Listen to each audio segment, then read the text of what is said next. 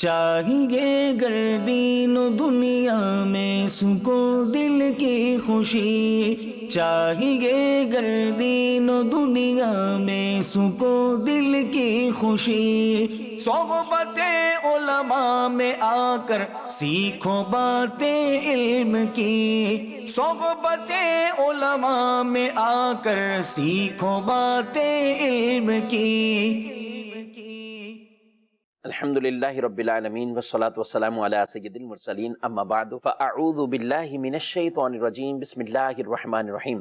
الصلاة والسلام علیک یا رسول اللہ وعلی آلک واصحابک یا حبیب اللہ، الصلاة والسلام علیک یا نبی اللہ وعلی آلک واصحابک یا نور اللہ۔ مدرسہ کے ناظرین، پروگرام علم کی باتیں لے کر آپ کی خدمت میں حاضر ہیں۔ اللہ رب العالمین ہم سب کو علم دین سیکھنے کی توفیق عطا فرمائے اور علم نافع کی ہمیں دولت نصیب فرمائے۔ ابتداءً درود پاک کی فضیلت ہمارے پیارے نبی صلی اللہ علیہ وآلہ وسلم کا فرمان معظم علی شان ہے، زینوا مجالسکم بالصلاۃ علیہ فإن صلاتکم علیہ نور لکم یوم القیامہ۔ ارشاد فرمایا اپنی مجلسوں کو مجھ پر درود پڑھ کر آراستہ کرو کہ تمہارا مجھ پر درود پڑھنا قیامت کے دن تمہارے لیے نور ہوگا۔ اللہ رب العالمین ہم سب کو کثرت کے ساتھ درود و سلام پڑھنے کی توفیق عطا فرمائے۔ صلو علی الحبیب صلی اللہ تعالی علی محمد صلی اللہ علیہ وآلہ وسلم، صلاۃ و سلام علیک یا سیدی یا رسول اللہ وعلی آلک واصحابک یا سیدی یا حبیب اللہ۔ حضور اکرم صلی اللہ علیہ وآلہ وسلم کی خدمت میں ایک شخص حاضر ہے۔ اتنے میں اللہ کی بارگاہ سے ایک فرشتہ آتا ہے اور آ کر نبی کریم صلی اللہ علیہ وآلہ وسلم سے عرض کرتا ہے کہ یا رسول اللہ صلی اللہ علیہ وآلہ وسلم، یہ شخص جو آپ کے پاس موجود ہے، اس کی زندگی کی سانسیں گویا کہ ختم ہو رہی ہیں، وقت اس کے پاس تھوڑا ہے اور یہ ابھی دنیا سے رخصت ہو جائے گا، یعنی وفات پا جائے گا۔ نبی کریم صلی اللہ علیہ وآلہ وسلم نے اس آدمی سے یہ ساری بات ارشاد فرما دی کہ تمہاری سانسیں ختم ہونے والی ہیں، وقت تمہاری زندگی کا بالکل قلیل اور تھوڑا سا رہ گیا ہے۔ آپ ذرا غور کیجئے، اگر کسی کو پتہ چل جائے، عام طور پر کبھی ڈاکٹر اگر کسی مریض کے لیے یہ کہہ دیں کہ یہ مریض 6 مہینے کا مہمان ہے، یہ مریض 3 مہینے زیادہ سے زیادہ نکال سکتا ہے، تو اس کی کیفیت کیا ہوتی ہے۔ لیکن جب یہ کہہ دیا جائے ڈاکٹر کی بات، تو پھر بھی کسی نہ کسی طرح اس میں کچھ احتمالات رہ جاتے ہیں، وہ اس طرح کی یقینی کیفیات پھر بھی پیدا نہیں ہوتی۔ لیکن یہاں خبر دینے والا اللہ کا فرشتہ ہے اور آگے بتانے والے پیارے محبوب صلی اللہ علیہ وآلہ وسلم ہیں۔ یقینی خبر ہے۔ جب ان کو بتایا گیا تو وہ عرض گزار ہوئے، آقا یا رسول اللہ صلی اللہ علیہ وآلہ وسلم، آپ مجھے ارشاد فرمائیے کہ مجھے پھر کیا کرنا چاہیے، کون سا عمل مجھے اختیار کرنا چاہیے۔ تو رسول مکرم صلی اللہ علیہ وآلہ وسلم نے ارشاد فرمایا کہ تم ان لوگوں کے ساتھ بیٹھ جاؤ جو آپس میں علم کا مذاکرہ کر رہے ہیں، ایک دوسرے کو علم سکھا رہے ہیں، بتا رہے ہیں۔ اندازہ کیجئے مدرسہ کے ناظرین، ایسے موقع پر علماء نے لکھا کہ اس سے افضل کوئی اور عمل ہوتا تو رسول اللہ صلی اللہ علیہ وسلم اس کی طرف اسے راغب کر دیتے۔ علم سیکھنا، علم والوں کے ساتھ بیٹھنا، یہ کتنا بڑا افضل عمل ہے کہ آخری گھڑی اور آخری لمحات اس آدمی کے ہیں۔ رسول اللہ صلی اللہ علیہ وسلم اسے فرما رہے طالب علم بن جاؤ، علم کی طرف تم راغب ہو جاؤ۔ آج یہی علم کا شوق بیدار کرنے کے لیے ہم یہ پروگرام آپ کی خدمت میں لے کر حاضر ہوئے ہیں۔ اس پروگرام میں ہمارے ساتھ مہمان قبلہ شیخ الحدیث مفتی محمد سجاد صاحب تشریف فرمائے، مفتی جمیل صاحب بھی تشریف فرمائے۔ آپ کو بھی دل کی گہرائیوں سے میں خوش آمدید کہتا ہوں، اللہ آپ کا اقبال بلند فرمائے۔ اور آج ہم بطور خاص علم دین کے حوالے سے جب ہم یہ تذکرے پڑھتے ہیں سجاد صاحب کہ علم کی راہ میں ظاہر رکاوٹیں بھی بہت آتی ہیں، کبھی دنیاوی رکاوٹیں آتی ہیں اور کبھی نفس و شیطان کی طرف سے بھی رکاوٹیں آتی ہیں۔ علم سیکھنے میں آدمی یہی سوچتا ہے کہ بس کچھ ویڈیوز دیکھ لی، کچھ کہیں تحریر آئی تو پڑھ لی تو میں نے علم سیکھ لیا ہے، اور میں گویا کہ دینی معلومات مجھے حاصل ہو گئی ہیں. تو یہ اس کے تقاضے وہ کیا ہیں، اور علم کے ساتھ ساتھ اس کی راہ میں جو آنے والی مشقت ہو وہ کیسے آسان ہو سکتی انسان کے لیے؟ بسم اللہ الرحمن الرحیم. علم دین ایک بہت بڑی دولت ہے، بہت بڑا سرمایہ ہے. ایک ادنا سی چیز دنیا کی حاصل کرنی ہو، اس کے لیے بہت بڑی مشقت کرنی پڑتی ہے. بغیر مشقت کے تو یوں سمجھیں کہ آج کے دور میں مٹی بھی حاصل نہیں ہوتی ہے. اور علم کی اتنی بڑی دولت اگر کوئی یہ سمجھے کہ بغیر مشقت کے حاصل ہو جائے گی تو یہ اس کا سمجھنا درست نہیں ہے. ٹھیک ہے. اور آپ نے جو فرمایا ہے کہ ہم یہ چاہتے ہیں کہ کچھ ویڈیوز دیکھ لیں، کچھ کلپ دیکھ لیں، کچھ ایسے ذرائع اختیار کر لیں کہ جس میں ہمیں بیٹھے بیٹھے وہ چیز حاصل ہو جائے، تو وہ در حقیقت ہمیں وہ چیز جو اس کی اصل ہے وہ حاصل نہیں ہوتی ہے.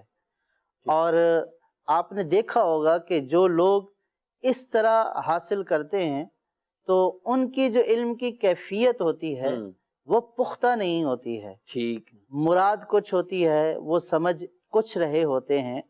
علماء دین نے علم حاصل کرنے میں جو مشقتیں برداشت کی ہیں وہ اس لیے کی ہیں کہ جو مشقت سے چیز حاصل ہوتی ہے بالکل وہ پائیدار چیز ہوتی ہے.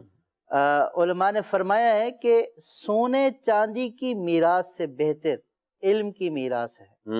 اور خود حضور صلی اللہ تعالی علیہ وسلم نے ارشاد فرمایا کہ انبیاء کی میراث علم ہے.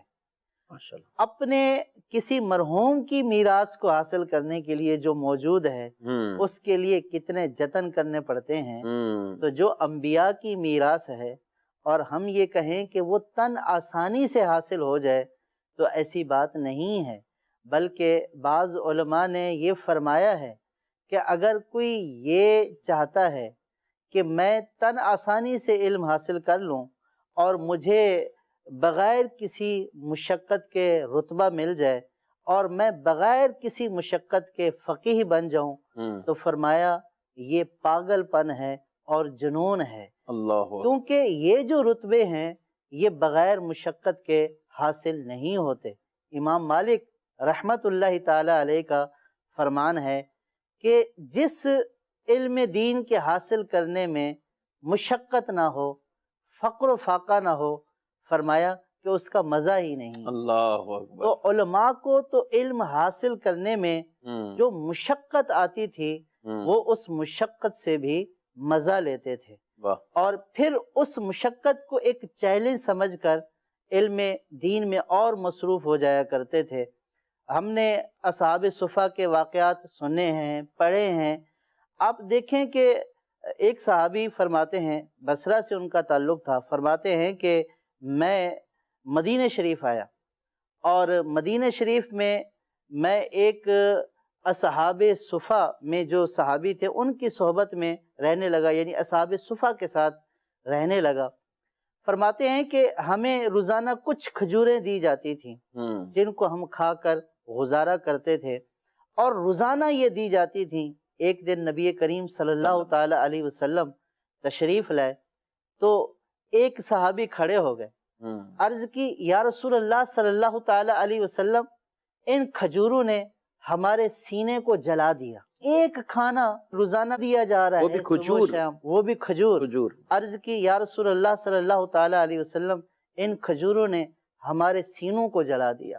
نبی کریم صلی اللہ تعالی علیہ وسلم منبر پر تشریف لائے اور آپ صلی اللہ تعالی علیہ وسلم نے ارشاد فرمایا کہ میرا اور میرے ان صحابہ کا آج 10واں روز ہے، 10 روز گزر گئے کہ سوائے ایک پھل یعنی کھجور کے پھل کے علاوہ ہمارا کسی اور پھل کے اوپر گزارا نہیں. اللہ. تو جب اس طرح مشقت سے علم حاصل کیا اور مشقتیں برداشت کی تو اللہ تبارک و تعالی نے حضور صلی اللہ تعالی علیہ وسلم کے صدقے اصحاب صفا کو دنیا کے لوگوں کا سردار اور نمونہ بنا دیا۔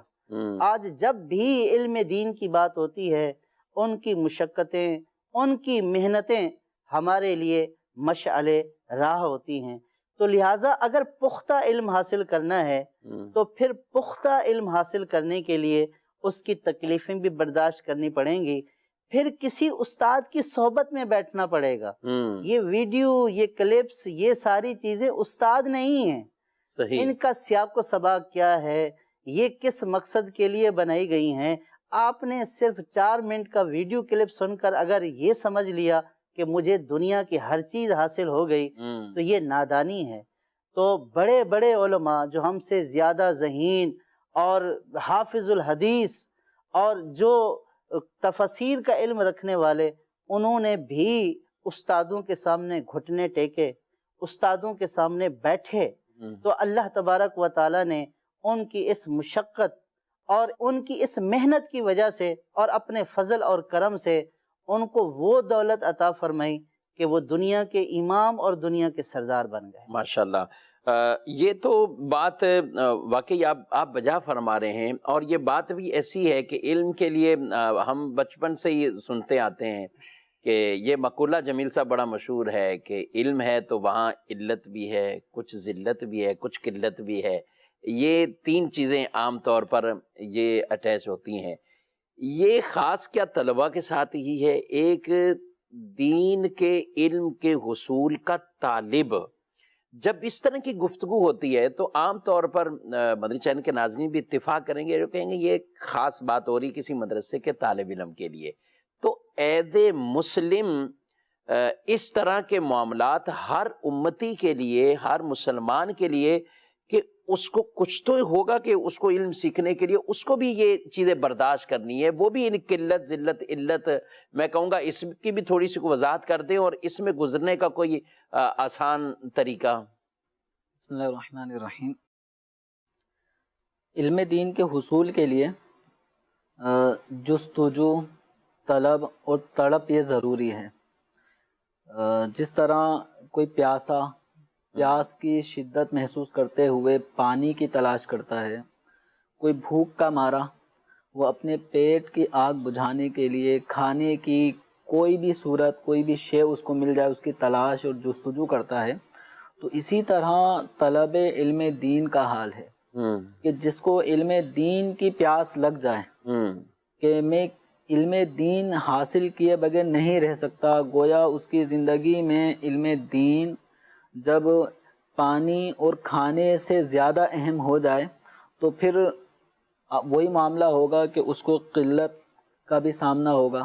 قلت کا مطلب کیا ہے کہ مال و اسباب کی کمی ہو جائے گی، دوست احباب بھی اس کے وہ ان لوگوں سے کنارہ کش ہو جائے گا، علم دین کے حصول میں مصروف ہو جائے گا۔ اسی طرح اسے علت معنی یہ عربی کا لفظ ہے، تینوں الفاظ عربی کے ہیں، قلت، علت اور ذلت۔ تو قلت کا معنی ہوتا ہے کمی اور علت کا معنی ہوتا ہے بیماری۔ تو اس راہ میں جب آدمی علم دین کے حصول کے لیے نکلتا ہے تو اتنی آسائشیں نہیں ہوتی کہ وہ مسلسل اپنی صحت کو برقرار رکھنے کے لیے کھائے بھی پیے بھی، تو مالی قلت تو ہوگی، تو یوں اس کو بیماریاں بھی آتی رہیں گی، اور لیکن وہ اپنے علم دین کے ہدف کو چونکہ اس نے پہنچنا ہے، ہدف کو مکمل کرنا ہے، تو اس حوالے سے وہ بیماری بھی برداشت کرتے ہوئے اپنے سفر کو روکتا نہیں ہے۔ ٹھیک ہے۔ اس کے بعد جو ذلت یا چھوٹی موٹی کوئی آنے والی بیماری وہ ان کو اپنے سامنے عذر نہیں بنا لیتا، نہیں بنائے گا کہ اب یہ کام ہے۔ عام طور پہ ہم دیکھتے ہیں سردی کا موسم ہے تو کچھ بیماریاں لاحق ہوتی ہیں، تو ان کو عذر کمانے کے لیے نہیں بنایا جاتا کہ نہیں بھائی آج نزلہ ہو رہا ہے، آج نہیں جانا، آج دکان ہی نہیں کھولنی، بھائی دکان بند کر دو، اور دکان نہیں بند کریں گے کیوں؟ یہ کہیں بھی شٹر نیچے ہوگا، ارد گرد والے دکانوں والے پوچھیں گے دکان کیوں بند ہے، تو وہاں یہ عذر نہیں ہم بناتے، اور عام طور پہ ہوتا بھی نہیں ہے۔ لیکن جب دین کی طرف کچھ قدم اگر بڑھانے کا معاملہ ہو، چاہے اپنی عبادت کی ادائیگی کی طرف جانا ہو، تو وہاں یہ علت یعنی بیماری والے معاملات یہ ہمارے عذر عام طور پہ بن جاتے ہیں۔ اللہ ہمارے حال کی اصلاح فرمائے۔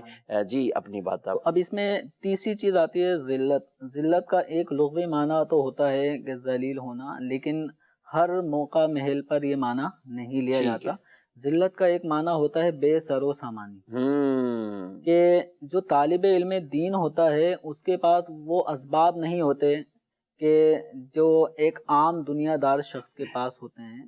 تو علم دین میں وہ اپنے پاس موجود نعمتیں بھی اگر اس کو آتی ہیں نا، تو وہ اس کو طلب علم دین کی راہ میں خرچ کر دیتا ہے۔ اس کی مثال جیسے کہ امام محمد رحمۃ اللہ تعالیٰ علیہ کے والد کا جب وصال ہوا تو ان کے ترکے کی جب تقسیم کاری ہوئی تو امام محمد رحمۃ اللہ علیہ کے حصے میں 30,000 آپ کے پاس درہم آپ کو ترکے میں حاصل ہوئے۔ اب امام محمد رحمۃ اللہ علیہ 30,000 درہم آنے کے بعد آپ نے اپنی ذات پہ خرچ نہیں کیے کہ آپ نے اچھا لباس پہن لیا ہو، کوئی سواری کا اہتمام کر لیا ہو، کھانے پینے کے اہتمام اچھے کر لیے ہوں، تو انہوں نے 30,000 کہاں خرچ کیا؟ فرماتے ہیں کہ 15,000 درہم یہ میں نے نحو، لغت اور جو ادب کی کتابیں تھیں ان کتابوں کو اور اس کا علم حاصل کرنے میں خرچ کر دیے، اور بقیہ جو 15,000 درہم تھے تو بقیہ 15,000 درہم میں نے حدیث اور فقہ کی تعلیم کے حصول میں اس راہ میں خرچ کر دیا۔ اللہ، گویا کہ یعنی پورا جو ترکہ ملا تھا، کوئی وراثت جو کچھ بھی وہ مالی طور پر جو ترکہ ملا تھا وہ سب اسی میں خرچ کر دیا۔ وہ سب اسی میں خرچ کر دیا۔ آج ہمارے ہاں کسی شخص کا انتقال ہو جائے، انتقال ہونے کے بعد آپ دیکھتے ہیں کہ 10ویں کے موقع پر، کبھی کبھی تو تیجے کے موقع پر ہی تقسیم ترکہ کا مسئلہ اٹھ جاتا ہے۔ کوئی بھی وارث سوال کر لیتا ہے تو وہ تقسیم ترکہ ہونے کے بعد اس پیسے کا کیا ہوتا ہے؟ حالانکہ وراثت ایک ایسی چیز ہے جس میں کسی وارث کو کوئی پاپڑ بیلنا نہیں پڑتے۔ یہ اللہ تبارک و تعالیٰ کا ایک فضل ہے کہ ایک آدمی کا انتقال ہوا اور اس کا مال اس کے وارثوں میں جو ان کے شرائط اور حصے ان کے مطابق اللہ تعالیٰ ان کی ملکیت میں چلا گیا۔ تو اب اس یعنی بغیر محنت کے حاصل ہوئے مال پہ لوگ کتنا جھگڑتے ہیں اور اس کا کیا حشر ہوتا ہے، لیکن ہمارے بزرگوں کا حال کیا تھا کہ وراثت میں ملنے والے مال کو بھی وہ گویا کہ اپنے والدین کے ایصال ثواب، اپنے والدین کے لیے صدقہ جاریہ والے کاموں میں خرچ کرتے ہیں، کہ آدمی کا جو عمل ہے وہ اس کے موت پر منقطع ہو جاتا ہے۔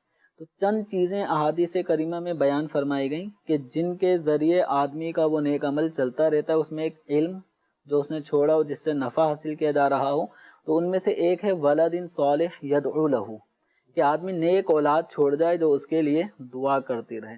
تو اسی طرح ہمارے بزرگوں کا حال طلب علم دین کے حوالے سے ایسا ہوا کرتا تھا کہ امام احمد بن حنبل رحمۃ اللہ علیہ اپنے طلب علم کی کیفیت بیان کرتے ہوئے ارشاد فرماتے ہیں، انما اطلب العلم الی ان ادخل فی القبر، فرماتے میں علم اس وقت تک حاصل کرتا رہوں گا جب تک کہ میں قبر میں نہ چلے جاؤں۔ امام احمد بن حنبل رحمۃ اللہ علیہ کا ایک بہت بڑا نام ہے حدیث میں، فقہ میں، بلکہ آپ تو ائمہ مجتہدین میں ایک باقاعدہ امام ہیں، اور فقہ حنبلی آپ کی طرف منسوب ہے، پورے ایک فقہ حنبلی مذہب کے آپ امام ہیں، اور آپ اپنے علم دین کا یہ ذوق شوق بتاتے ہیں۔ اسی طرح امام بخاری رحمۃ اللہ تعالیٰ علیہ ائمہ محدثین میں آپ کا نام بڑا نمایاں ہے، امیر المؤمنین فی الحدیث آپ کو لقب دیا گیا ہے۔ تو امام بخاری رحمۃ اللہ علیہ سے کسی نے خواہش پوچھی کہ حضرت آپ اپنی کوئی خواہش بیان فرمائیں۔ اب ہم سے کوئی خواہش پوچھے گا، ہماری خواہشات کیا کیا ہو سکتی ہیں، لیکن امام بخاری رحمۃ اللہ علیہ اپنی خواہش بیان کرتے ہیں کہ میری خواہش یہ ہے کہ کاش کہ میرے استاد علی بن مدینی حیات ہوتے اور میں ان کی صحبت میں رہ کر ان سے علمی استفادہ کرتا۔ اللہ اکبر، حالانکہ خود کتنے بڑے امام ہیں کہ بڑے بڑے نامور محدثین ان کی شاگردی میں ہیں۔ خود امام ترمذی رحمۃ اللہ علیہ جیسے، امام مسلم رحمۃ اللہ علیہ نے بھی امام بخاری سے اکتساب علم فرمایا ہے، لیکن اس کے باوجود امام بخاری رحمۃ اللہ علیہ کی طلب علم حدیث، طلب علم دین کے حوالے سے شوق کیا ہے کہ میرے استاد حیات ہوتے۔ امام بخاری رحمۃ اللہ تعالی علیہ امام شافعی رحمۃ اللہ علیہ کے شاگردوں میں سے، اور ان میں میں یہ چاہوں گا کہ یہ ان کے اندر یہ شوق پیدا ہوا اور یہ اپنے ان اساتذہ کی جب سیرت کو پڑھتے ہیں، یہ اپنے ارد گرد اور اوپر کے جو اساتذہ ہوتے ہیں ان کی بھی کچھ کیفیات ایسی ہیں۔ امام شافعی رحمۃ اللہ تعالی علیہ، امام محمد رحمۃ اللہ تعالی علیہ، میں چاہوں گا اس کے حوالے سے بھی کچھ آپ ارشاد فرمائیں۔ امام شافعی رحمۃ اللہ تعالی علیہ کو امام محمد علیہ رحمہ کی صحبت ملی، امام شافعی علیہ رحمہ کو ان کی تربیت میں رہے، جی جی، اور پھر امام محمد کے جو دوست ہیں امام ابو یوسف اور آپ کے درجہ فیلو اور استاد بھی، اور استاد بھی، اور امام اعظم رحمۃ اللہ تعالی علیہ کے چشمہ فیض سے سائر ہونے والوں میں امام ابو یوسف، امام محمد رحمۃ اللہ تعالی ماشاءاللہ۔ علیہ، یہ دونوں ہیں نہ صرف امام اعظم کے چشمے سے سیراب ہوئے، بلکہ ان کی اس سیرابی اور ان امام اعظم کے اس فیض کو ان دونوں شاگردوں نے دنیا میں پھیلا دیا۔ ماشاءاللہ۔ امام ابو یوسف رحمۃ اللہ تعالی علیہ کے بارے میں آتا ہے کہ امام ابو یوسف رحمۃ اللہ تعالی علیہ کے والد کا بچپن میں انتقال ہو گیا تھا۔ اچھا، ان کی والدہ نے ان کو کسی دھوبی کی دکان پر بٹھا دیا کہ یہ وہاں پر بیٹھیں گے تو کچھ 4 پیسے حاصل کر کے گھر کا گزارا چلے گا۔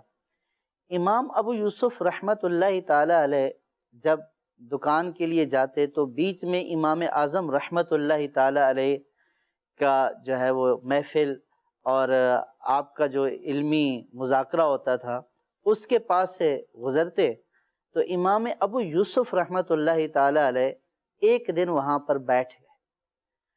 امام ابو یوسف رحمۃ اللہ تعالی علیہ امام اعظم کی صحبت میں بیٹھے تو پھر یوں سمجھے کہ ہمیشہ کے لیے بیٹھ گئے۔ کیا بات ہے، اب ان کا دل اچاٹ ہو گیا کہ میں وہاں سارا دن رہتا ہوں تو وہاں میں کیا حاصل کرتا ہوں، میں یہ علم حاصل کروں گا۔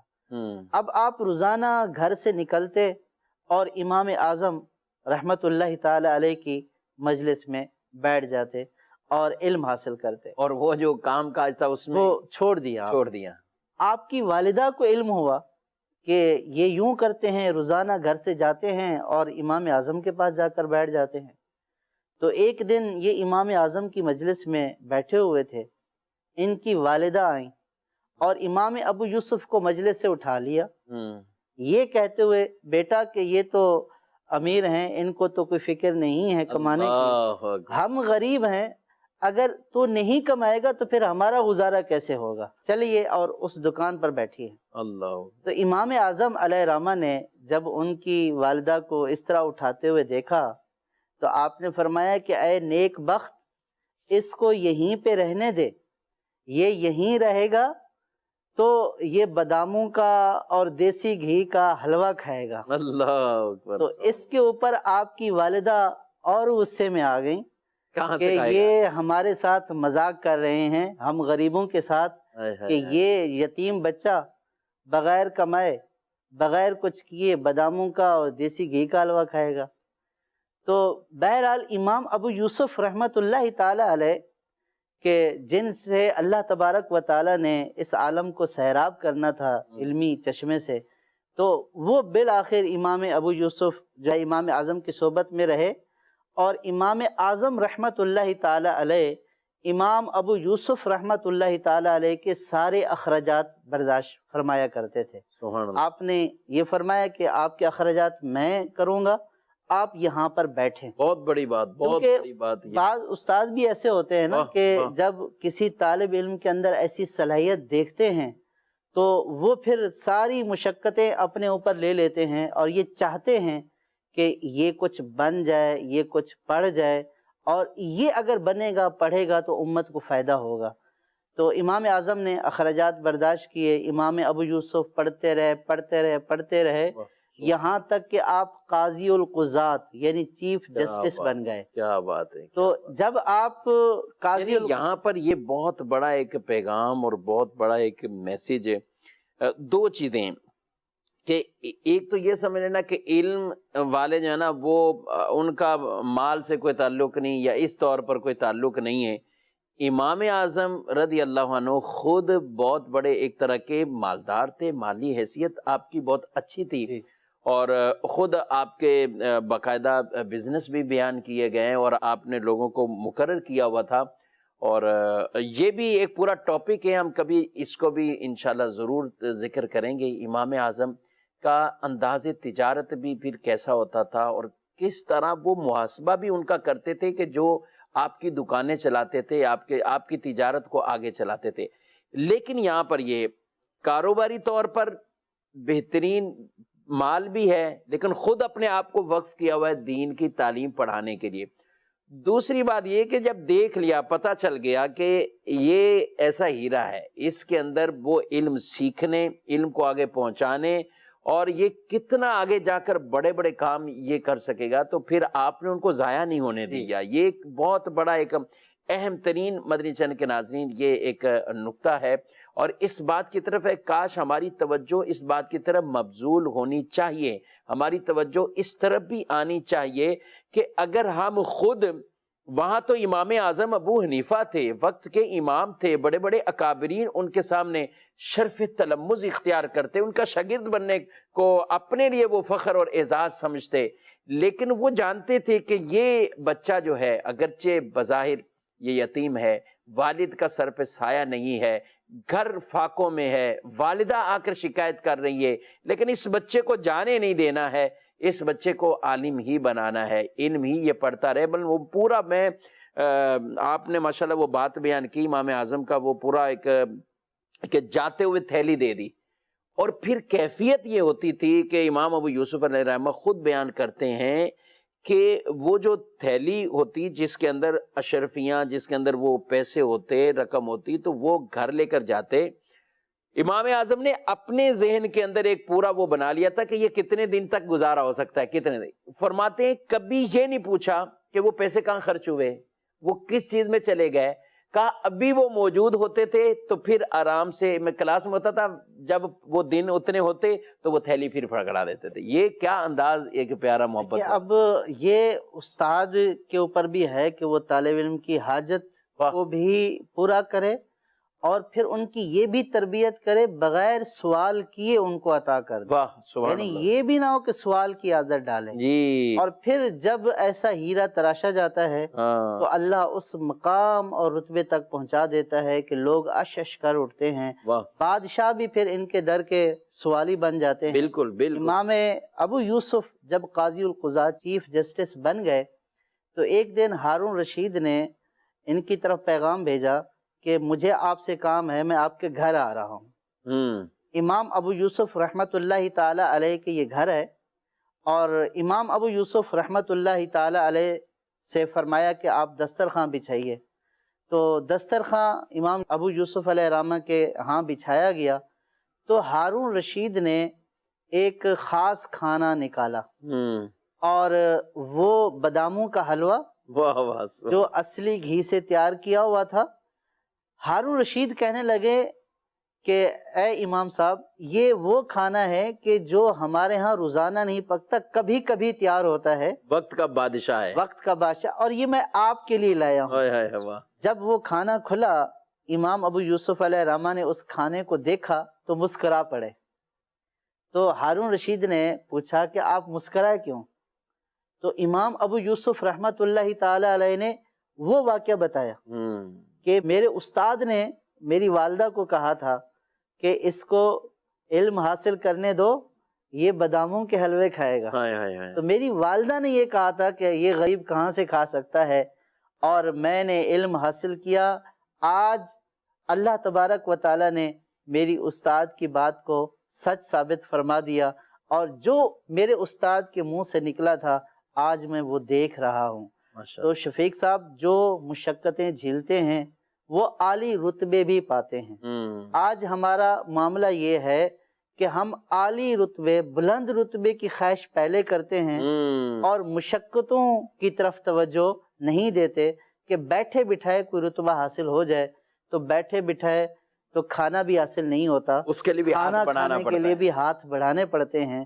تو علماء دین نے، حالانکہ یہ معذرت آپ کی بات بیچ میں ہے، یہ جو آپ امام ابو یوسف علیہ رحمہ کا ذکر کر رہے ہیں، آج ہم حنفیوں کا تذکرہ کرتے ہیں، اور حنفیوں کی تعداد بھی جو ہے وہ کروڑوں میں، حنفی جو اس پہ چلنے والے، تو امام اعظم ابو حنیفہ رحمۃ اللہ تعالی علیہ، ان کی تعلیمات کو اصل جو آگے، کیونکہ قاضی القضاء یہی بنے ہیں، چیف جسٹس امام ابو یوسف علیہ رحمہ بن گئے، جب یہ بنے تو ان کے تحت جو جو شہروں میں قاضی مقرر کیے گئے تھے تو وہ بھی اسی طرح بھی، تو حنفی انداز، اس انداز سے یہ آگے جو ہے وہ ترویج پایا ہے۔ جمیل صاحب بڑی خوبصورت باتیں ہو رہی ہیں، اور یہ لے کر بغداد شریف اور کوفہ کی گلیوں میں اور امام اعظم ابو حنیفہ کی نشستوں میں یہ لے کر گئے ہیں۔ تو میں بھی چاہوں گا اسی گفتگو کو کچھ آگے اس انداز سے اس چیز کو آپ بیان فرمائیں، ہمارے لیے بھی کچھ ایسے جذبات پیدا ہو جائیں کہ علم بھی سیکھیں، اور ایسے لوگ جو علم کی طرف مشغول ہیں ان کو اور مضبوط کرنے کی کوشش کریں۔ علم دین حاصل کرنے کے لیے مشقت ضروری ہے، اور اگر ہم اپنی اسلاف کی سیرت میں دیکھتے ہیں تو ان کا بیک گراؤنڈ کوئی شاہانہ زندگی نہیں ہوا کرتی تھی، نہ یہ امیر باپ کی اولاد ہوا کرتے تھے، جیسے کہ خود امام ابو یوسف رحمۃ اللہ علیہ کا ابھی آپ نے سنا ہے۔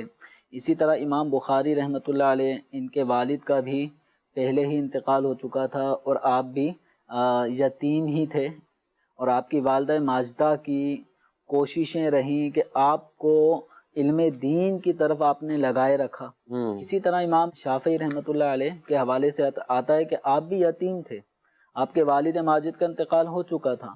امام شافعی رحمۃ اللہ علیہ اپنے طلب علم دین کے ذوق شوق کو بیان کرتے ہوئے ارشاد فرماتے ہیں کہ جس وقت میں طالب علم کی حیثیت سے تھا تو اس وقت کوئی لکھنے کے لیے کاغذ نہیں ہوا کرتے تھے، تو کاغذ بھی پیسوں سے ہی آتے تھے، تو اب کوئی بھی چیز جیسے صاف ستھری ہڈی بھی اگر مل جاتی تو میں علم کی بات اس میں لکھ کر محفوظ کر کے اپنے پاس رکھ لیا کرتا تھا۔ تو اس انداز میں علم دین حاصل کرتے رہے، اور آپ دیکھ لیں کہ علم دین حاصل کرتے کرتے اللہ تعالیٰ نے ان کو کیا مقام و مرتبہ عطا فرمائے کہ یہ امام شافعی رحمۃ اللہ علیہ بھی باقاعدہ ائمہ مجتہدین کی فہرست میں آپ کا نام بہت ہی نمایاں ہے۔ اور خود امام شافعی رحمۃ اللہ علیہ کو جو علم دین سے شغف تھا وہ کیسا تھا کہ امام شافعی رحمۃ اللہ علیہ کے جیسے کہ والد کا انتقال ہو چکا تھا تو آپ کی والدہ کا نکاح امام محمد رحمۃ اللہ علیہ سے ہوا۔ اچھا، امام محمد رحمۃ اللہ علیہ امام شافعی رحمۃ اللہ علیہ کے سوتیلے والد ہیں، والد بھی ہیں، استاد بھی ہیں، استاد بھی ہیں۔ تو امام شافعی رحمۃ اللہ علیہ نے اپنے سوتیلے والد یعنی امام محمد رحمۃ اللہ علیہ سے بہت زیادہ اکتساب فیض کیا ہے۔ جتنی کتابیں امام محمد رحمۃ اللہ علیہ کی تھیں، امام ابو یوسف رحمۃ اللہ علیہ کی تھیں، گویا ان تمام کتابوں کو آپ نے پڑھا، سمجھا اور فقہ میں اعلیٰ مقام حاصل کیا۔ امام شافعی رحمۃ اللہ علیہ سے پوچھا گیا کہ آپ کو علم کی خواہش کیسی ہے؟ تو امام شافعی رحمۃ اللہ علیہ نے بیان فرمایا کہ علم طلب کرنے کی جو خواہش مجھے ایسی ہے جیسے کہ کوئی بخیل مال جمع کرنے والا، اللہ اکبر، وہ جس طرح مال جمع بھی کرتا ہے کتنی، اور چونکہ اس کو ایک ایک درہم ایک ایک دینار اس کا بڑا قیمتی ہوتا ہے، تو جس طرح وہ حرص کرتا ہے تو ایسی ہی میری حرص علم دین کے حصول میں ہوتی ہے۔ پھر آپ سے پوچھا گیا کہ آپ علم دین طلب کیسے کرتے تھے؟ تو امام شافعی رحمۃ اللہ علیہ نے ایک مثال دی، اور واقعتاً اس مثال کو سامنے رکھ کر آپ کے کردار کو دیکھا جائے تو آپ اس مثال پہ بروجہ اتم پورا اترتے ہیں۔ آپ سے پوچھا گیا آپ کے علم دین کی طلب کیسی ہوتی تھی؟ تو فرمایا جس طرح کوئی ماں ہو جس کا ایک ہی بیٹا ہو اور وہ بچہ اس کا گم ہو گیا ہو، تو جس طرح وہ اکلوتے بچے کی تلاش میں سرگرداں پھرتی رہے گی، تو اسی طرح میں علم دین کی تلاش میں پھرتا رہا۔ اچھا، پھر علم پوچھا گیا کہ آپ کو جب علم حاصل ہوتا تھا تو اس وقت آپ کی کیفیت کیا ہوتی تھی؟ تو پوچھنے والے بھی کوئی صاحب نظر ہوتے تھے، تو انہوں نے پوچھا کہ آپ کی اس وقت کیفیت کیا ہوتی تھی؟ تو فرمایا کہ جب ہم علم دین حاصل کرتے اور اپنا مقصد مطلوب جو نقطہ تھا حل تھا وہ جب ہمیں حاصل ہوتا، اس وقت مجھے اتنی خوشی ہوتی، یعنی علم دین سن کر کانوں سے سن کر جو اپنا مقصد پورا ہو جاتا ہے علم دین کا، تو کان اتنے خوش ہوتے کہ میرے جسم کے دیگر اعضاء تمنا کرتے کہ ہم بھی کان ہوتے، کہ ہم بھی علم دین سن کر جو لذت صرف کان اٹھا رہا ہے، ہم بھی وہ لذت اٹھاتے ہیں۔ کیا بات ہے! تو اسی طرح امام محمد رحمۃ اللہ تعالی علیہ، ان کی سیرت میں آتا ہے کہ علم دین کے حوالے سے اتنے مصروف رہا کرتے تھے کہ آپ نے باقاعدہ جو اپنا روم تھا وہ چاروں طرف کتابیں ہی کتابیں ہوتی، اور آپ کتابوں کے بیچ میں بیٹھ کر پھر تصنیف اور تالیف کا عمل کیا کرتے، یہاں تک کہ کھانا بھی آپ کے پاس رکھا ہوتا، لیکن وہ جو نقطہ ہے، وہ جو علم ہے، جو تلاش کتابوں میں سرچنگ جس چل رہی ہے، تو کبھی کبھی وہ کھانا رکھے رہتا، اس کی طرف توجہ نہ جاتی۔ تو امام محمد رحمۃ اللہ تعالی علیہ آپ خود فرماتے ہیں کہ کبھی کبھی کسی مسئلے کے حل کے لیے جب کتاب کی ورق گردانی ہوتی ہے، ایک کتاب پڑھی، اس میں مسئلہ نہیں ملا، دوسری تیسری، یہاں تک کہ کئی کتابوں کے مطالعے کے بعد جب وہ اپنا مقصد حاصل ہوتا اور ایک مسئلہ حل ہوتا ہوا نظر آتا، تو ایسی لذت مجھے نصیب ہوتی، ایسی لذت شہزادوں کو کہاں نصیب ہوتی۔ اللہ، یعنی وہ لذت جو علم دین کی کے پیاسے کو جب اس کا وہ مطمع نظر، اس کا مطلوب ملتا ہے، جو اس وقت کیفیت حاصل ہوتی ہے، تو وہ بادشاہوں کو، شاہوں کو بھی نصیب نہیں ہوتی۔ اس کا تو آپ کو بھی اندازہ ہوگا کہ جو دارالافتاء کی فیلڈ میں رہنے والے افراد ہیں، کہ جب وہ کوئی مسئلہ انہیں درپیش ہوتا ہے اور اس مسئلے کی تلاش میں اپنے پاس موجود کتابوں کو جب وہ دیکھتے ہیں، ان میں کوئی حل نہیں ملتا، پھر مزید کتابوں کی دنیا میں چلے جاتے ہیں۔ اور اب تو یوں سمجھیں کہ آسانی بہت زیادہ ہو گئی، انٹرنیٹ کے دور میں بہت سی وہ کتابیں جو باقاعدہ ہمارے پاس نہیں ہیں، لیکن ہمارے پاس لیپ ٹاپ میں، ہمارے پاس یوں اویلیبل ہو جاتی ہیں، اور ہم اپنے نقطے تک جب پہنچتے ہیں اور جس مسئلے میں جتنا زیادہ وقت لگا ہو، جب اس کا حل ملتا ہے تو کتنی خوشی ہوتی ہے۔ کیا بات ہے! اچھا یہ ان کے لیے بھی، ایک تو وہ عالم کے لیے یہ خوشی کا مقام ہوتا ہے اور مفتی کے لیے ہوتا ہے، ساتھ ساتھ اگر کوئی علم کا سچا طالب ہوتا ہے، میں طالب اس لیے کہہ رہا ہوں، طالب علم نہیں کہہ رہا ہوں، کہیں ایسا نہیں کہیں آپ کہ یہ مدرسے والے کا مسئلہ ہے، ہمارا یہ نہیں ہے۔ کبھی ایسا بھی شوق پیدا ہوتا ہے نا سجاد صاحب، عام لوگوں میں سے بھی، مجھے امیر اہل سنت کے ایسے واقعات ابھی ذہن میں کئی آ رہے ہیں، آپ خود فرماتے ہیں نا کہ ہم لوگ کے ساتھ جو ارد گرد دوستی تھی نا، وہ بھی ایسوں کے ساتھ تھی کہ ابھی آج فلاں مسئلے کے لیے جانا ہے۔ اب مفتی وقار الدین صاحب فرمائیں کہ 22 سال تک میرے پاس یہ آتے رہے۔ آپ خود سوچیں کہ آج کے دور میں ٹریولنگ آسان، علماء سے گویا کہ رابطہ آسان، موبائل ہیں، دیگر یہ چیزیں ہیں، ان کی وجہ سے بھی آسان، وہاں پہنچنا بھی آسان، لیکن اس وقت خود امیر اہل سنت فرماتے ہیں کہ ہم عام جو یہ بس ہوتی تھی، سروس عام چلنے والی بسیں، ان کے اوپر جاتے، کبھی وہ رکشوں کے اوپر یہ کیفیت ہوتی کہ اس کے اوپر، یا سزوکیاں چلتی تھیں ان پر یہ انداز اختیار کرتے۔ اچھا کبھی کبھی وہ مسئلہ جس کے جستجو میں تھے نا، آپس میں بھی اگر گفتگو ہوتی تھی تو اگر وہ دکھا دیتا تھا نا، یہ اعلیٰ حضرت علیہ السلام نے یہ لکھا ہے، وہ تو آپ اس کو چائے پلا دیتے تھے، چائے کہ آج آپ کی چائے کی دعوت ہے، کہ واقعی آپ نے یہ چیز جو ہے وہ اعلیٰ حضرت کے نام سے اور ان کے حوالے سے آپ نے یہ بیان کی ہے۔ تو یہ واقعی جو علم سیکھنے کا جس کو شوق رہتا ہے، اس کے اندر بھی یہ چیزیں، یہ کیفیات پیدا ہو جاتی ہیں۔ میں آپ سے یہ پوچھوں گا، مدنی چینل ہے، یہ بھی ایک علم سیکھنے کا ذریعہ ہے۔ اچھا اسی طریقے سے آدمی کچھ اور بھی ویڈیوز، انٹرنیٹ یا اس طور پر بھی آدمی علم سیکھنے کی جستجو میں رہتا ہے۔ ایک بات تو یہ ہے کہ کس کس کو سنا جا سکتا ہے، آج کا الیکٹرانک ذریعہ ہے علم سیکھنے کا، عام پبلک طور پر، عام پبلک اس چیز کا امتیاز کیے بغیر کہیں سے بھی علم مل جائے۔ ایک بڑی مشہور بات ہے، سنو سب کی کرو اپنی، یا قائل کو نہ دیکھو، جو ہے قول کو دیکھو، جو بات کی جا رہی اس کو دیکھو، کہنے والا کوئی بھی ہے آپ اس کی سنتے جاؤ۔ کیا اس کو علم دین سیکھنے کا ذریعہ اس انداز سے کہہ سکتے ہیں؟ یہ تو علم دین سیکھنے کا انداز نہیں ہے، اور نہ ہی یہ علم دین سیکھنے کا کوئی طریقہ ہے۔ یہ بات کہ قول کو دیکھو کسی حد تک بعض معاملات کے تناظر میں تو درست ہو سکتی ہے، لیکن ایسا نہیں ہے کہ علم دین جس سے بھی ملے اس سے لے لو، اس کی حیثیت جانے اور اس کی حیثیت دیکھے بغیر۔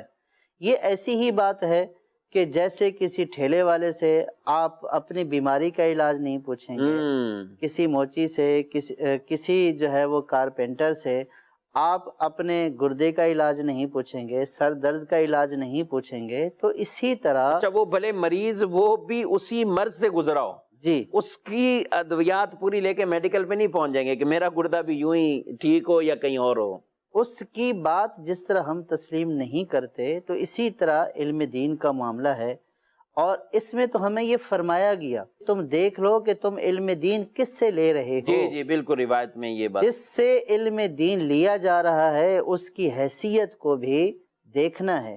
یہ جو ہم سارے سفروں کی بات کر رہے ہیں جی تو یہ ہزاروں کلومیٹر کے سفر جو علماء نے طے کیے ہیں، تو کیا ان کو اپنے شہروں میں وہ عربی پڑھنے والا یا ان کی زبان پڑھنے والا نہیں ملتا تھا؟ ملتے تھے، لیکن وہ جس کی تلاش میں تھے اور جو مستند تھے، جو علم کے منبع اور خزانہ تھے، جو سند سمجھے جاتے تھے، وہ اس کے پاس جاتے تھے جس کو سند سمجھا جاتا تھا کہ یہ واقعی مستند عالم دین ہے، اور واقعی اس کی صحبت ہمیں علم دین ہی دے گی. علم دین کے علاوہ کوئی اور چیز، کوئی بری بات، کوئی الٹی سیدھی بات اس سے ہمیں حاصل نہیں ہوگی، بلکہ اللہ تبارک و تعالیٰ کے دین کا علم حاصل ہوگا. بہت کثیر واقعات ہیں کہ جب لوگ آفر کرتے تھے یا لوگ یہ کہتے تھے کہ ہم سے یہ سن لو، ہم سے لے لو، لیکن علماء اس بات کا انکار کر دیا کرتے تھے. وہ یہ کہتے تھے کہ تمہاری حیثیت ہی کیا ہے، یعنی ایک تو مستند کے علاوہ کسی اور سے حاصل نہیں کرنا، دوسری بات یہ ہے کہ اس سے حاصل کرنا ہے کہ جس کا عقیدہ درست ہو. ہم محدثین کے ایسے واقعات دیکھتے ہیں کہ جب محدثین علم حاصل کرنے جاتے اور پھر علم دینے والے میں کوئی ایسی خرابی عمل کے اعتبار سے، عقیدے کے اعتبار سے پاتے، تو جو احادیثوں کی اجازت لی ہوئی ہوتی تھی وہ اجازت واپس دے کر کہتے اس کی ضرورت نہیں ہے، یہ آپ اپنی واپس لیں، ہم نے آپ سے نہیں سیکھنا کیونکہ آپ کا عقیدہ درست نہیں. اللہ اکبر. اسی طرح عمل کی بات ہے. امام اس طرح کوئی بگاڑ پیدا ہوتا ہے، اور اب تو فتنوں کا دور ہے، جس کو دیکھو ایک نہیں. اچھا پھر اس میں لوگوں کی بھی کچھ عادتیں ایسی ہیں. آپ نے جو یہ فرمایا ہے نا کہ یہ روایت بھی فَانظُرُوا عَمَّنْ تَأْخُذُونَ دِينَكُمْ، یہ صرف تم علم کی بات نہیں لے رہے، گویا کہ آپ دین حاصل کر رہے ہو. اب جب لے لیتے ہیں کہ پھر کنفیوز ہو جاتے ہیں، یار یہ بات یہ تو کبھی سنی نہیں ہے، اور یہ ہمارے عقیدے کے اس طرف ہے، یہ اس طرف ہے. اب وہ ادھر ادھر بھاگیں گے، پھر کسی کو بھیجا، پھر بھی رسمی طور پر اس کی تسلی تشفی کریں گے. ایسا نہیں ہے کہ اب اس کے لیے تھوڑی سی مشقت برداشت کریں. اور یہ جو عقیدے کی کمزوری پیدا ہو رہی ہے مدنی چینل کے ناظرین، یہ الیکٹرانک میڈیا میں جہاں اس کے بڑے فوائد بھی ہیں، بالکل فوائد بھی ہیں، لیکن ساتھ ساتھ یہ اثرات بھی ایسے آئے ہیں. ہمیں خود دیکھنا ہے کہ آج ہمارے اس موبائل کے اندر وہ کچھ ایسا تو نہیں ہے کہ دین کے نام پہ ہی ہم نے رکھا ہو، یا دین کے نام پہ ہی ہم نے کچھ ایسے گروپس جوائن کیے ہوئے ہوں، یا ایسے ہم لنک پہ جا کر وزٹ کرتے ہوں، ایسی ویب سائٹ دیکھتے ہوں کہ جس میں نام تو دین کا ہو لیکن حقیقتاً وہ دین نہیں، بلکہ وہ بگاڑ پیدا کیا جا رہا ہے، عقیدے خراب کیے جا رہے ہیں. امام ابن سیرین رحمۃ اللہ تعالی علیہ بڑے وقت کے امام گئے، ان سے آ کر کوئی کہتا ہے کہ میں آپ سے قرآن کی بات کرتا ہوں، آپ مجھ سے ایک آیت سن لیجئے، 2 آیتیں صرف قرآن کی بات گئے. وہ فرماتے نہیں، میں نے نہیں سننی تم سے. حالانکہ اگر وہ ان سے سن بھی لیتے، بڑے امام تھے اور وہ اس کا جواب بھی دے سکتے تھے، لیکن انہوں نے اپنے ان لوگوں پر، اپنے سامعین پر، اور آج ہمارے لیے بھی یہ پیغام چھوڑا ہے کہ نہیں، قرآن بھی میں سنوں گا تو اہل حق سے سنوں گا. یہ قرآن کہہ کر اگر اس کے ساتھ کوئی بات ملا دیں گے تو اس سے عقائد کے اندر وہ تزلزل پیدا ہوگا، عقائد کے اندر وہ خرابی اور کمزوری پیدا ہوگی. یہ اسی وجہ سے ہوتا ہے جب آدمی ہر طرح کے ویڈیوز ادھر ادھر سب پتہ ہونے کے باوجود ان ویڈیوز کو دیکھتا ہے اور سمجھ رہا ہے کہ میں علم سیکھ رہا ہوں. یہ انداز درست نہیں ہے. آپ مزید کچھ فرما رہے ہیں؟ اس طرح کے ہم دیکھتے ہیں کہ آج کے دور میں اس طرح کے لوگ علم دین کی بات، تفسیر احادیث کی بات بیان کر رہے ہوتے ہیں کہ جن کا ظاہر علم دین کی برکت اور علم دین کے اثرات سے خالی ہوتا ہے، اور لوگ یہی مثال دے رہے ہوتے ہیں کہ بھئی کوئی بھی ہے بیان تو قرآن ہی کر رہا ہے، ٹائٹل قرآن کا ہے، ٹائٹل حدیث کا ہے، تو ہاں بھئی یہ قرآن اور حدیث بیان ہو رہا ہے۔ لیکن آپ دیکھیں تو صحیح کہ جو قرآن و حدیث گویا کہ اس کو خود عملی اعتبار سے فائدہ نہ پہنچا سکا، اس کا علم اس کو عمل نہیں پہنچا سکا، یہ اس سے برکت حاصل نہیں کر سکا، تو یہ لوگوں کو کیا برکت دے گا؟ اسی لیے یہ مشہور واقعہ امام بخاری رحمۃ اللہ تعالی علیہ کسی سے حدیث لینے کے لیے گئے، تو وہاں جب آپ پہنچے تو وہ اپنے گھوڑے کو بلا رہا تھا، تو آپ نے دیکھا کہ وہ شخص جو ہے وہ اپنے پلوں کو، جو اپنی دامن تھا اس کو اوپر اٹھا کر گویا کہ گھوڑے کو یہ جھانسا دے رہا تھا کہ اس میں کچھ ہے، اور جب وہ گھوڑا قریب آیا تو انہوں نے اس کو پکڑ لیا۔ یعنی وہ جھولی اوپر تھوڑی سی کر کے اور کہ اس کو کہا کہ یہ کچھ ہے اس میں پلے کے اندر۔ عام طور پہ جانور کو بلایا جاتا ہے نا، بلی کو بھی کوئی میو میو کر کے چوچو کر کے بلا لیا یا کچھ ایسا کر کے کہ یہ دیں گے، تو ایسے جہاں سے تو بچوں کو بھی دے دیے جاتے ہیں۔ اب جب وہ جانور آیا اور کچھ نہیں تھا، امام بخاری رحمۃ اللہ تعالی علیہ نے اپنی آنکھوں سے دیکھا تو آپ وہیں سے واپس چلے گئے۔ آپ نے فرمایا کہ جو شخص جانور کو دھوکہ دے گا یا دھوکہ دے سکتا ہے تو وہ سرکار صلی اللہ تعالی علیہ وسلم کی حدیث کے ساتھ کیا انصاف کرے گا؟ تو اب آپ اندازہ کیجئے کہ جو آج عمل کی دنیا سے خالی ہو کر، عاری ہو کر، پروفیسر کا یا کسی بھی بڑے ٹائٹل لگا کر لوگوں میں گمراہیاں تقسیم کر رہے ہیں، تو ایسے لوگوں سے بچنا چاہیے اور یہ سوچنا چاہیے کہ اس کا علم ہوگا اس کے پاس، لیکن جب اس کے علم نے اس کو نفع نہیں دیا تو پھر اس کا علم دوسروں کو کیسے نفع دے گا؟ اور پھر ایک تو علم پر عمل، اور یہاں پر تو بعض اوقات یہ بالکل عقائد کے اندر وہ بگاڑ پیدا ہوتا ہے، عقیدہ ہی خراب ہو گیا۔ اسی طرح کے لوگ نا جب عمل نہیں ہے لوگوں کو بلاتے ہیں، اچھا لوگوں کو بھی یہی چاہیے کہ گیٹ اپ وغیرہ، حلیہ وغیرہ یہ کچھ نہیں ہونا چاہیے، بس دین کی بات کرنی چاہیے۔ دین کی بات کرنے میں کوئی ممانعت نہیں ہے، کوئی بھی کر سکتا ہے، لیکن جب آپ وہ چیز بتائیں گے اور لوگوں کو یہ دکھائیں گے کہ بھئی اس کے لیے یہ چیزیں ضروری نہیں ہیں، تو اس کا مطلب یہ ہوا کہ آپ لوگوں کو کنفیوز کر رہے ہیں کہ یہ دین کا حصہ نہیں ہے، حالانکہ ان میں بہت ساری چیزیں واجب ہوتی ہیں، بہت ساری چیزوں کی حیثیت سنت کی ہوتی ہے، آپ ان کا انکار کر کے اور بلکہ لوگوں کو اس سے بزن کر کے کہتے ہیں کہ دیکھو دین تو یہ ہے کہ جو ہم بتا رہے ہیں۔ تو ایسے لوگوں سے ہمیں دور رہنا چاہیے، ایسے لوگوں کی صحبت اختیار نہیں کرنی چاہیے۔ اسی لیے کہا جاتا ہے کہ آپ کسی مستند عالم دین کی، ائمہ کی بات کریں، فقہا کی بات کریں، مجتہدین کی بات کریں، ان اسلاف کی بات کریں کہ جنہوں نے محنت مشقت کر کے علم حاصل کیا اور پھر اس علم کی قدر کو بھی جانتے ہیں، اور انہوں نے جو علم ہمیں دیا ہے وہی ہمارے لیے کافی ہے، اور اگر ان کا دامن تھام لیں گے۔ ماشاءاللہ۔ اور یہ جس کی ایسی کوئی بات کرنے والا بالفرض ہو، وہ بھی حدیث کی بات کر رہا ہو، قرآن، تو وہ بھی ان ائمہ اور ان مجتہدین، ان فقہا، انہی کے ذرائع سے آگے پہنچ رہا ہے سلسلہ۔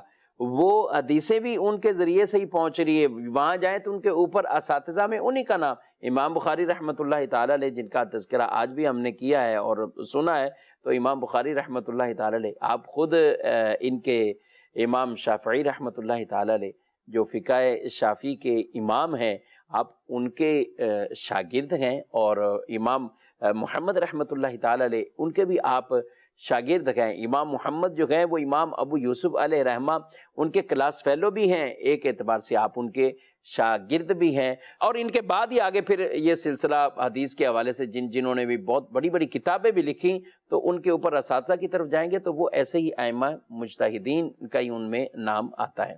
جمیل صاحب، بڑی باتیں ہوئیں اور علم کے ذوق کی باتیں سنتے بھی ہیں، تمنا بھی پیدا ہو جاتی ہے، یہ بیٹھے بیٹھے گھر سوچے بس آ جائے، ممکن ہے؟ بیٹھے بیٹھے تو دیکھیں آپ کے اکاؤنٹ میں تنخواہ بھی نہیں آئے گی، اچھا بیٹھے بیٹھے اکاؤنٹ میں تنخواہ بھی نہیں آئے گی، صحیح کہہ اس رہے کے ہیں. لیے بھی آپ کو جاب پہ جانا پڑے گا، اپنی ڈیوٹی ٹائمنگ دینی. گاہک کو بھی سامان اٹھا کے دینا ہی پڑے گا، اس کو نہیں کہتے کہ آگے اٹھا لو بھائی. ہاں تو پھر جب ہی وہ پیسے آپ کو پیسے دے گا. ٹھیک ہے. تو کوئی بھی مطلوب چیز تمنا سے حاصل نہیں ہوتی. کسی عربی شاعر نے کیا خوب ایک شعر میں اس بات کو پس منظر کو سمیٹتے ہوئے کہا، لو کانا ھذا العلم یدرک بالمنی ما کانا یبقى فی البریہ جاہل. فرمایا کہ اگر یہ جو علم دین ہے یہ محض تمناؤں اور آرزوں سے حاصل ہو جایا کرتا، اچھا تو پھر مخلوق میں کوئی بھی شخص جاہل باقی نہ رہتا. اللہ. سارے عالم ہوتے ہیں، سبھی تمنا کرتے ہیں کہ میں عالم مفتی فلاں فلاں بن جاؤں. تو یہ اچھا یہ دینی طور پر بھی، دنیاوی اعتبار سے بھی کوئی عہدہ لینا، یہ کچھ بھی ایسا کرنا، ایسی تمنا ہی ہوتی تو تمنا ہی سے کام ہونا ہوتا تو پھر سارے ہی وہی ہو جاتے ہیں. ہاں تو آدمی ہر تمنا کی ہوئی چیز حاصل نہیں کرتا جب تک کہ اس کے لیے انتھک محنت نہ کرے. ہمارے اسلاف کا طریقہ کار کیا تھا؟ وہ فرماتے ہیں العلم لا یعطیک بعدہ حتی تعطیہ کلک. علم اپنا تھوڑا سا بھی حصہ تجھے نہیں دے گا جب تک کہ تو اپنے آپ کو پورا پورا علم کے حوالے نہ کر دے. اللہ اکبر. اللہ. ہمارے اسلاف کا طریقہ کار ایک تو اپنا علم، اپنا جو علم ایک نور ہے، اس نور الہی کو حاصل کرنا، ایک تو ان کی یہ طلب، ساتھ میں ان کی ایک نیت اور ہوتی تھی مخلوق خدا کی شرعی رہنمائی.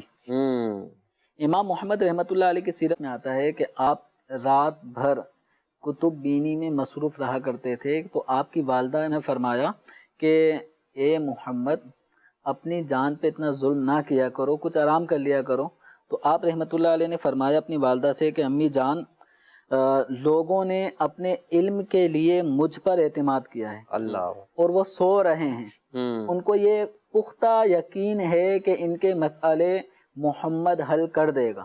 تو اس لیے میں سو نہیں سکتا، کیونکہ میں ان کے لیے جاگ رہا ہوں تاکہ جب ان کو مسائل درپیش ہوں گے تو جب وہ میری طرف ہی رجوع کریں گے تو پھر میں ان کے شرعی مسائل کا حل انہیں پیش کر دوں. ماشاءاللہ ماشاءاللہ. یہ ہے مدنی چینل کے ناظرین، علم دین ہے، اور اس کے لیے آپ بیان کرنے کا مقصد یہی ہے کہ ہمارے جذبات میں، ہمارے اندر بھی ایسے شوق پیدا ہوں، ایسے ذوق پیدا ہوں.